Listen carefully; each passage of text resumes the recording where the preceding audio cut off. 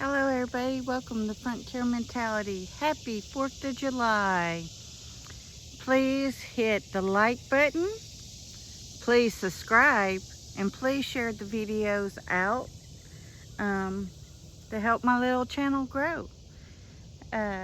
Okay, so this is garden tour number 9. I want to thank everybody who's praying for baby Bo. He still needs lots and lots of prayer. I guess you would say the prayer needs to be a creation. Yeah, sorry. Let's get y'all turned around so I can see, or you can see me. The prayer request is that it would be a creation miracle. That way God is recreating the folds.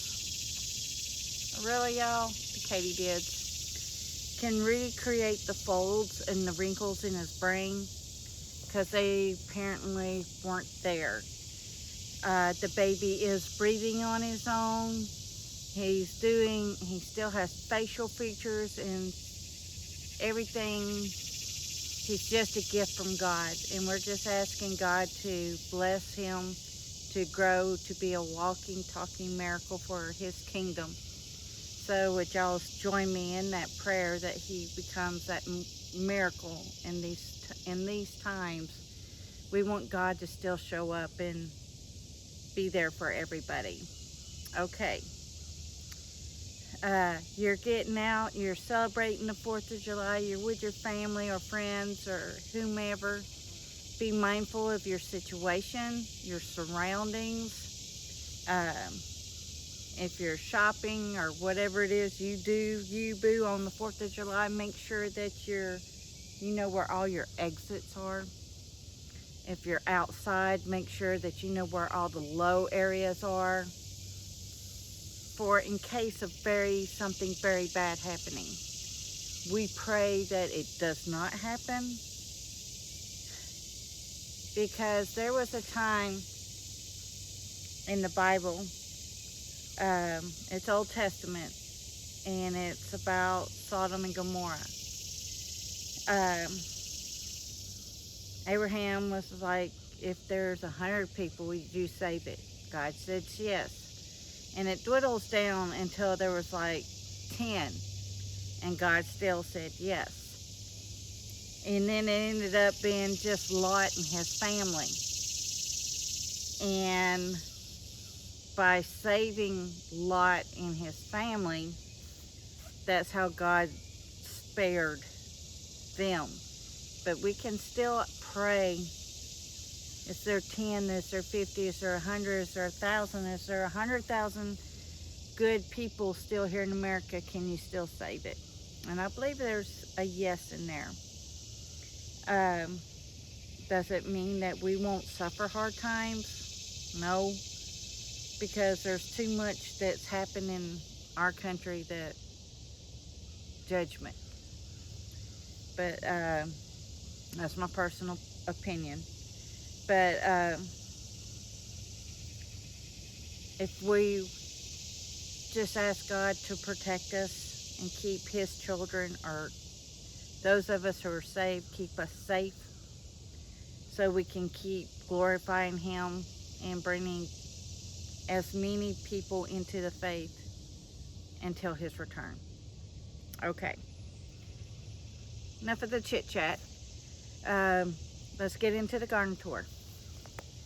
I hope everybody is having a safe and happy 4th of July. I am squishing y'all down so I don't bump us when we're walking too much. Whoops, sorry. All right, the blood corn here. Here is some of this one. Still has kind of blondish tassels or silks on it. We're wanting them to get to a crispy brown, and we're wanting them to be totally, when you feel down here, you feel the kernels. When you feel up here, it's kind of iffy. So we're still waiting for that to happen. And I want to show y'all, the butternut has spread to the other side of the corn. And what I like about butternut and acorn squash, I don't think, or it's also known as Queen Anne, the acorn squash is. But we ended up with just butternut this year. I think there's a couple more in here we can see. There's another one. So they get a rusty tan color. And what that does is when it's ready, gets a rusty tan. And what I love about butternut or the Queen Anne or the acorn, whatever, wherever you live, you know what I'm talking about. Those things are shelf stable. You don't have to can them. You don't have to put them up in any rhyme or reason. Just get somewhere where they get good airflow. So baskets, just keep the lights off in your pantry. If it's like in the bottom of your pantry, you can put them in a box. Just put some holes in it so there's some airflow. Okay, we've got the other sweet corn that's just what we will, sweet corn. It's, I don't even remember. I'll have to go back and look at the video. But anywho, it's the, I think it's peaches and cream. And we can eat that, freeze it, or I can can it as whole kernel corn or cream corn. Haven't decided what I'm going to do on that one yet. I know I'm going to can some of it, but it depends on how much there is. And like I said, there's only 2 popcorn left up here, and they're getting their ears too, so interesting times. I just finished canning 7 quarts of green beans, so that was very nice to do on the 4th of July. Claiming independence with my food supply. Okay, the rattlesnake green beans are still coming in nicely. I told y'all bush beans, but I don't know what I was thinking. It is either Kentucky Wonders or a blue pole bean crawlers that we've got going on down here. Okay, Bruce has tilled the garden and knocked out most of the weeds. Pulling out the grass is an endless battle where he's always having to pull.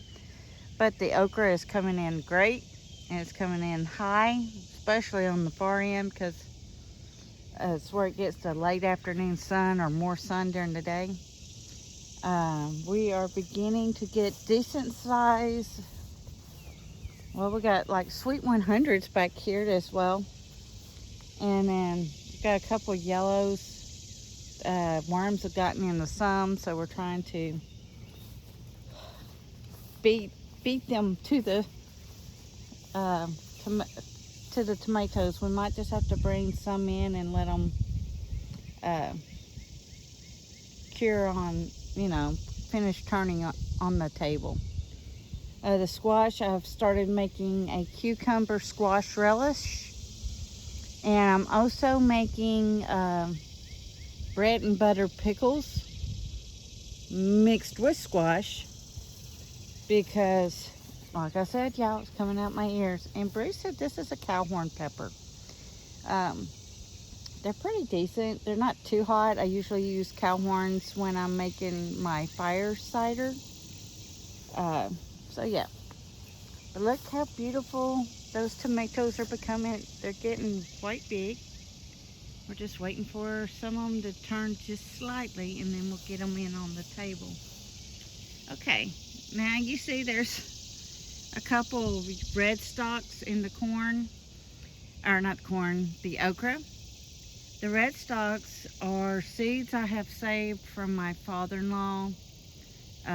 He passed away some time ago.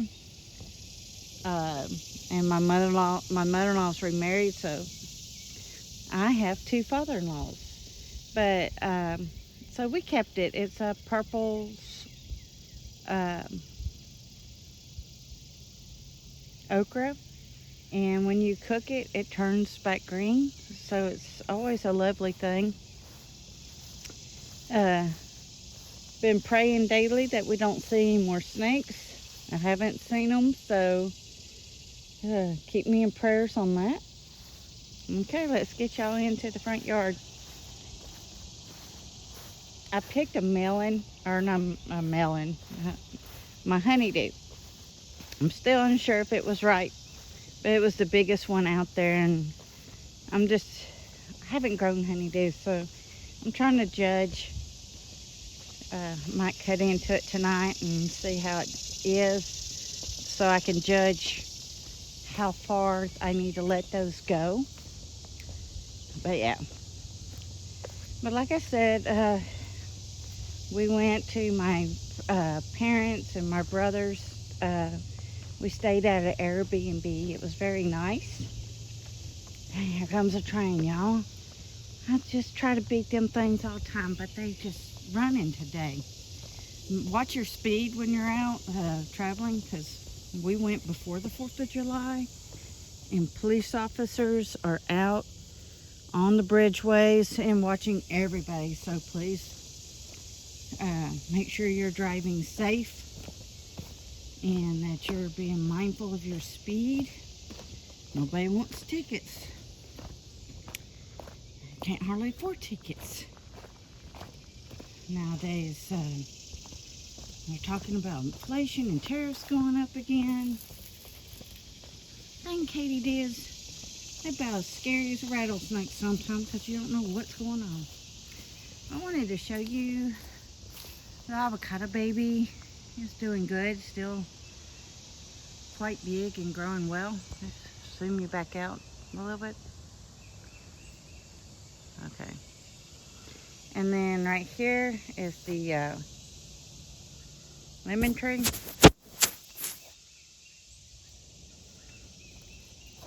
And then the sweet potatoes. The vines are growing. And then under here, I have the watermelon. They will both just take off in here and grow well in this bed. I'm not worried about the watermelon because they're on top and the sweet potatoes are underneath. So they should be fine. Here is the lavender bed and hydrangea. All right, y'all. Here we go. It is well past the top of that fan. Those sweet 100s. They just love this area. We are getting bell peppers and we're eating them almost every meal now. So that's good. And I would say they are almost chest high. Okay. This is what happens when you do not prune your marigolds. They are chin high on me now. So let's see if I can get in here. Or almost chin high. See? Not very big. I mean, they're so big. And these are more sweet 100s. The other little lemon tree I planted, I realized I didn't get to show y'all. I had the camera at an odd angle, but I've got it in this one. And these are squash plants. And get out of there. June bugs are just being their nuisance self. Here's some more brandywine. Can you see?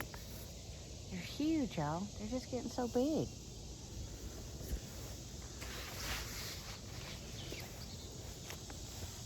They're getting so heavy, they're pulling their cages down. So Bruce has got stocked up, or propped up. All right, look at the sweet potatoes. They're beginning to really crawl well. These are the popcorn ones. They're getting their tassels. Here are some more of the sweet potatoes are beginning to crawl. And then here are some more okra. They are knee high now. So last week they were an inch or so, and now they're knee high. Here's some more marigolds. They're pretty yellows and oranges. Let's see. Here is another honeydew. They're all in here and they're all huge and beautiful. So we're just seeing how that goes. Okay, I'm coming over here because, like I said, this was a radish. I want y'all to see the radish pods, or seed pods. They kind of look like little aliens or little peanuts. So once they dry on vine, I will harvest them and keep them. So I got home. You see the piles of rocks. There's 3 here. So I did 1 row, well, 1, 2.5 rows of crap. What is they called? Radishes. Because I like to cut them up and bake them in the oven. It takes the bite out of them, and they're just so good. I also love turnips, but there's another Sweet 100. That's what popped up in here. We were unsure until the fruit got on it. So now you see some other butterhead that still hasn't gone to seed. It's not bitter yet, so we're still trying to eat on that. Let's get down to the squashy washies. Well, this here is zucchini. And we still have the pumpkin crawling down here. It's going all the way underneath the grapevine. Bruce just picked a lot of blackberries, but looks like he might have missed 2. So, there's those beautiful big blackberries. And yes, you know it, I'm gonna eat it. Oh, so good. Alright, let's get in here and see if we can find any more clusters. They should start be popping out by now. But then, I don't know. We're still new at growing grapes. We'll see.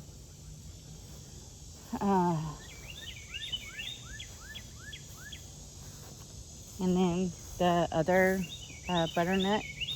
Now we have 2 in here. So that's nice. The crepe myrtle. I love these, and I love the, I call them powder puffs, but they're manusas or something. They're the little puffy flowers. But yeah, the blueberries are done. They're gone. I don't even see any straggler pink ones anymore. It's like every other year for this one. I mean, it still puts out every year, but last year was a really good year. And today, probably this evening, when it cools back down, I'm coming in and I'm cutting back the kale that's being eaten by the June bugs. And I'm going ahead and I'm going to take all of this here out. This is the mustard seed, or not mustard, mustard lettuce, mustard greens. There it goes, mustard greens, and arugula. So I'm going to cut that out and hang it up somewhere and let it finish drying on its own. And then we will do the same with the kale. We got 2 cabbages trying to hold on. Well, nope, we got 3 cabbages still trying to hold on. So we shall see. Alright, let's get us back up here real quick, because this video is getting to be a little too long. So everybody, please like, share the video if you found the content helpful, and please share with your friends and family and help grow our channel. And this sweet little thing here is called a silver dollar bush. So it's beautiful. There's usually a sage green when it grows with bright purple flowers, and it turns into these seed pods. And we let them dry so we can do this. Just let them drop on the ground. and it plants their own flowers in. So everybody, please stay safe. Please get ready, and please get prepared. Frontier Mentality signing out.